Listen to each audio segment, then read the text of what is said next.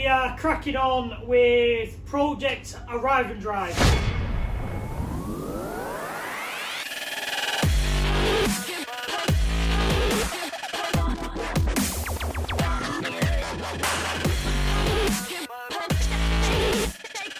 Welcome to another video. Today we are cracking on with Project Arrive and Drive. Clock's ticking, we're getting really close now to the Vauxhall show. Slowly now, parts are coming along for the car so I can start putting things on. I've got a massive box of stainless to start fabbing some stuff up that we need to do. So today's jobs are going to be, I think, intake air pipe, backwater pipe. We'll just crack on with what we've got through the post and we'll just start putting parts on. We're literally just over 14 days to the Vauxhall show. Unfortunately, last night, Chris at EF5 Parts, he had a problem with his dyno. It broke, so it's still touch and go whether we can get both the cars, the twin and Arrive and Drive, to the dyno in time for the Vauxhall show. We're going to keep our fingers crossed Chris fixes it. Let's crack on. Let's see where we end up at the end of this video. So we've constructed the intake pipe, and as you can see, pretty shiny purple weld as everyone loves. So that now is going to go into that area there with the filter on. Let's get it plonked in so people can have a nosy. So that's kind of where it's going to sit. Still waiting for the silicone holes there. 4-inch intake into the turbo, ticked off the job. Now I think I'm going to look at the back water pipe, because it has a water pipe which normally comes around here and around the front, but it has takeoffs for the heater matrix, and obviously this being a sole drag car, we're not bothered about that, so we're literally just going to do a straight, basically a pipe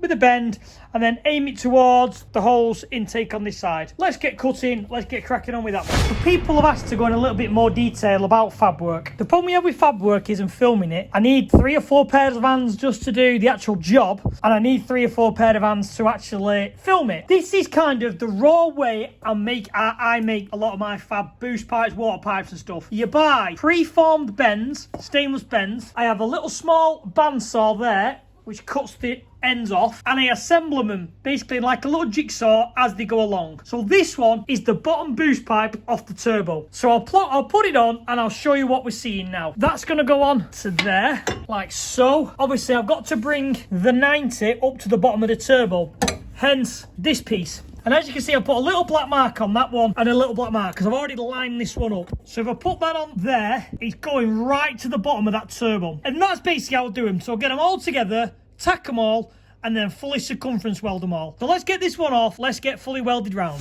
Welded round, fitted it now to show you the finished article on the boost pipe. So it comes out here, comes along and goes straight on the turbo. I will say, I always make stuff like the boost pipes really tight fit, because if they're going to blow off, like this pipe's going to go downwards, which if you look, it can't go anywhere because it's going to hit the subframe. So by the time you've put a joiner on here, clamped it up, it's technically got nowhere to go. So that will assist it. If it ever tries to blow off, it can't blow off. That's kind of how I make the boost pipes. This side, Tom purchased off someone. But again, I've got to adapt it here because it's not long enough. So I've got to add an extension piece on to join it to there. I think I'm partway through the water system. As I said, I was going to jump on first, but I was already cutting these boost pipes. So I'll crack on with the water pipe and then I'll jump on this bottom boost pipe. Backwater pipe, that's what we've been on with. Now, anyone who knows the backwater pipe, obviously, I don't know if you can see down here, it comes from the back of the block around here, comes along, around, and normally stops around here and has some tees off and everything else. We're going to put them in later on, but that's where it kind of goes. So what I've done is just to tidy this up to make it look nicer, I've carried it on all the way down, all the way to the radiator. Some might say it's a bit overkill. The thing is, there's nothing worse than when you're doing a nice fresh build and you're doing hose, old piece of rubber, T-piece, all that type of thing. You've got more chance of stuff failing. So anything you can do to risk failing, make stuff last longer, and especially when this car's going to be a sole drag car, to make it more reliable, then it's worth putting the time and effort in to do this type of thing so you don't have these issues in the future. So now what I can do is I can put little T's in to feed the water bottle into it, little things like put the turbo water feed into this pipe. I can do all them little fixtures where I want them to make it look neat and tidy and make this look really, a really nice conversion and make it as reliable comfortable as we physically possibly can. So I'm going to pull it off now and start welding around everything, and then we'll jump on to the next job.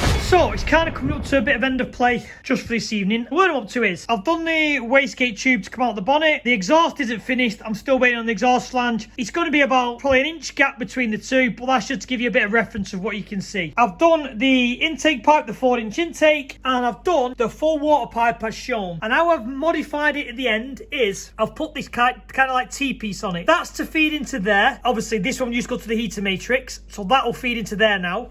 And then that one is to go to the header tank bowl to feed in. Technically that's done. Oh, and also I've reinforced a section here, so double skinned it so I can make a bracket to hold it to here, because sometimes I've had this thin wall stuff when you've tried to mount stuff on them, sometimes it can rip, fracture. So when I'm putting mounting points on, I always double skin it. So I'm quite happy with where I'm up to. Obviously I've done this boost pipe as well down here, you've seen, so that boost pipe's done as well. To be fair, there's not much left to do on the fab side. Finish the exhaust. Oh, I've got to put an outtake pipe on the back water pipe here, because there is an outtake here. I'm going to weld this pipe up that for the heated throttle body, so then that gets rid of that. So then I think it's on to then modifying the fuel rail to get some AN fittings on there, start making the fuel lines, and basically cracking on to get this done. So next job on Tom's is going to be, I need to blank where the fuel pressure regulator went. So I need to make a little bung to sit in there, to only shallow enough so fuel can still flow through, because obviously we're using an aftermarket fuel pressure regulator. So I'm just about to literally turn a piece on the lathe which presses in, and then I'll weld round it. So let's crack on with that, and I'll show you the finished article when it's done. So this is what I've done. Obviously bunged it, welded it, because normally you have your feed in, goes along the rail, hits the regulator, obviously that controls your pressure and then returns to the tank. But obviously we're not rating to the automotive setup, so that needs bunging up, then that needs to go to the side of the automotive down to the tank. So then basically when it pumps in, the pressure's created here, and that's where you get, you know, your increased fuel pressure for these big power cars. As you can see, we're missing the injector tops. This will be running Bosch 2200cc injectors. The reason that we've gone for so big injectors is the fact that at some point, I'm pretty certain Tom's going to want to start using some race fuel.